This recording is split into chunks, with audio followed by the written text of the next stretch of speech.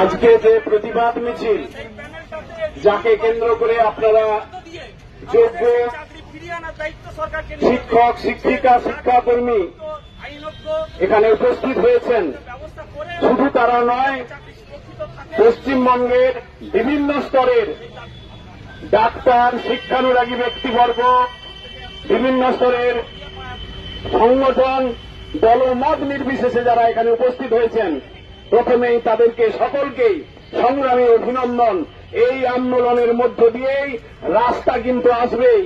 আপনারা প্রথম থেকে যতদিন থেকে আন্দোলন শুরু করেছেন, প্রথম থেকেই আমরা সকলেই কিন্তু পাশে রয়েছি এবং থাকবো, শেষ পর্যন্তই থাকবো। যে কথাটা বলবো, গতকাল যে লজ্জাজনক ঘটনা ঘটেছে, কসবা যে শিক্ষা দপ্তর ডিআই অফিস ঘোষিত কর্মসূচি অসংলগ্ন কথাবার্তা বলা হচ্ছে যে আগে থেকে নাকি জানানো হয়নি। সেখানে যোগ্য শিক্ষক শিক্ষিকারা শিক্ষাকর্মীরা উপস্থিত হয়ে তারা সেখানে দাবি জানাতে চেয়েছিল গোটা পশ্চিমবঙ্গের প্রতিটি জেলায় যেভাবে জানানো কর্মসূচি গ্রহণ করা হয়েছিল। সেখানে কি দেখলাম আমরা? যথেচ্ছভাবে লাঠিচার্জ করা হয়েছে তাদের ভেতরে ঢুকিয়ে। শুধু তাই নয়, লাঠি একজন শিক্ষক অমিত রঞ্জন ভূঁইয়া, তার পেটে লাঠি মারা হয়েছে, সে ছবি আপনারা সকলে দেখেছেন। আমি মনে করি এটা অমিত রঞ্জন ভূঁইয়ার শুধু একার পেটে লাঠি নয়, এটা সমস্ত যোগ্য শিক্ষক শিক্ষিকার পেটে লাঠি। শুধু তাই নয়, শুধু যোগ্য শিক্ষক শিক্ষিকা শিক্ষাকর্মী নয়, এটা সমগ্র শিক্ষক সমাজের উপরে লাঠি। শুধু শিক্ষক সমাজের উপর নয়, গোটা সমাজের উপর লাঠি। আর আমি বলবো, সমাজের উপরও নয়, এই সরকারটা তার নিজের মুখের উপর লাঠি মেরেছে। এই সরকার নির্লজ্জ, জানে না যে কি জিনিস করছে। আগুন নিয়ে খেলা করছে তারা যে দাবিটা করছে, সেই দাবিটা কি? অন্যায্য হলে আমরা কেউ এখানে আসতাম না।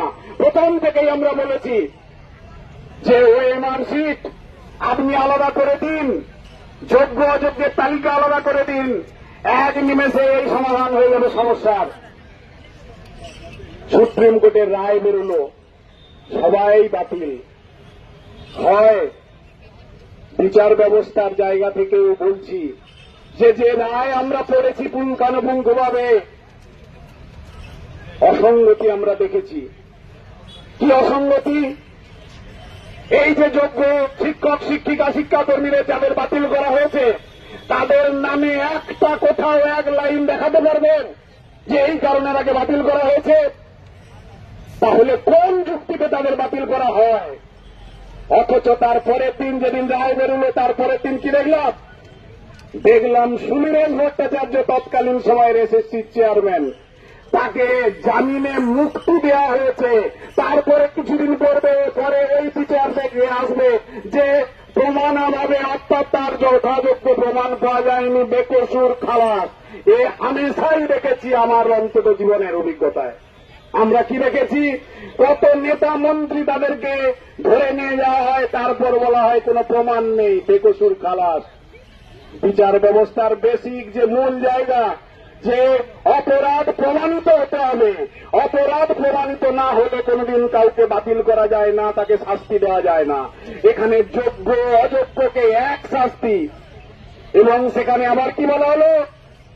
যোগ্যদের শুধু বাতিল, অযোগ্যদের বেতন ফেরত এবং 12% ইন্টারেস্টে। এখানেই তো আপনি আলাদা করে দিয়েছেন। তাহলে যোগ্য অযোগ্য আপনি চিনতে পারেননি, চিনতে পেরেছেন। এই জায়গাটা যেমন অসঙ্গতি।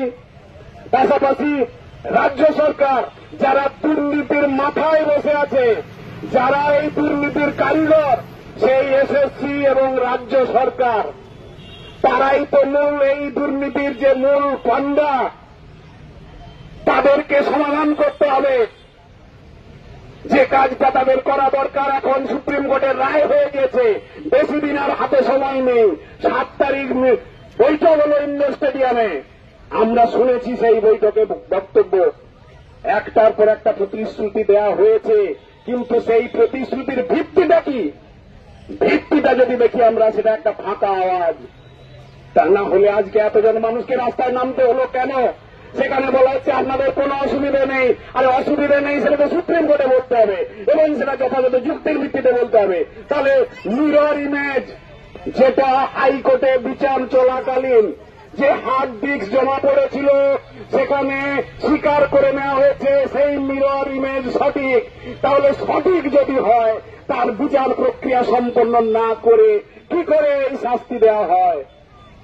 সেই হার্ড ডিস্ক, সেই মিরর ইমেজ এসএসসি বলে দিক, তারা আলাদা করে দিক, সেটাই জমা দিলে এই সমাধান হয়ে যায়।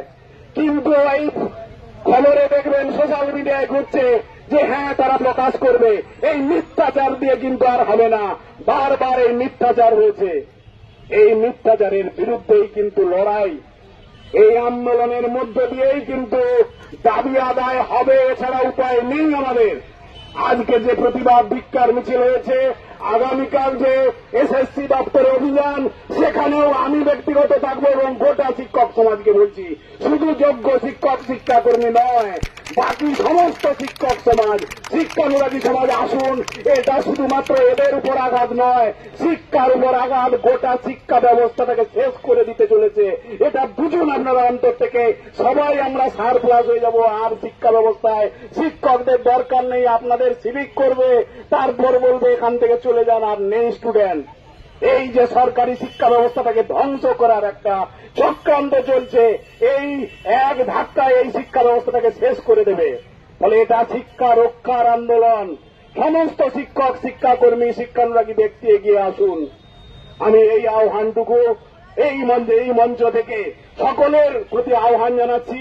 সকলেই দলমত নির্বিশেষে কথাটা এজন্যই বলছি, দল যেন না ঢোকে। আপনারা সঠিক সিদ্ধান্ত নিয়েছেন। দলের মাথারা ঢুকেছে যখনই কুড়ে এই আন্দোলনগুলোকে শেষ করে ফায়দা লুটে নিয়ে গিয়ে তারা কিন্তু তাদের বাজিমাত করে, ভোটের রাজনীতিটা করে। আসল সমস্যার সমাধান হয় না। অভিজ্ঞতা মিলিয়ে নিন, প্রত্যেকটা অভিজ্ঞতা মিলিয়ে নিন। আপনারা সঠিক কাজ করেছেন। লড়াই যাদের যন্ত্রণা তাদেরকেই বেশি করে নামতে হবে। যারা অনুভব করবে তারাই এখানে নামবে। তার ভিত্তিতেই দাবি আদায় হবে। আর যখন এই কীট পতঙ্গের মতো বিভিন্ন ধরনের রাজনৈতিক নেতারা এসে এখানে যখন দলাদলি করা শুরু করবে, তারা তাদের ফায়দা নিয়ে চলে যাবে। আসল কাজ হবে না। দলমত নির্বিশেষে এই লড়াই চলবে। আপনারা যে পদ্ধতিতে চলেছেন সেভাবে এগিয়ে চলুন।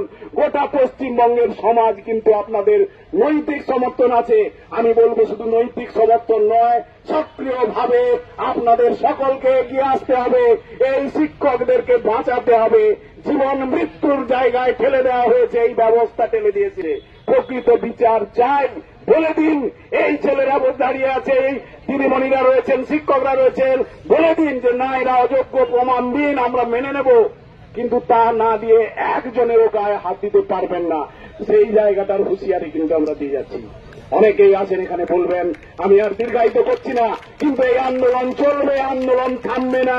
প্রতিনিয়ত এই আন্দোলনের মধ্য দিয়ে, লাগাতার আন্দোলনের মধ্য দিয়ে সরকারকে সেই হুঁশিয়ারি এবং বাধ্য করানোর আন্দোলনে আমরা সকলে সর্বতোভাবে আছি, থাকবো। এই আন্দোলন চলুক, এই আন্দোলন জয়যুক্ত হবেই। সকলকে আবার সংগ্রামী অভিনন্দন জানিয়ে আমি আমার বক্তব্য শেষ করলাম।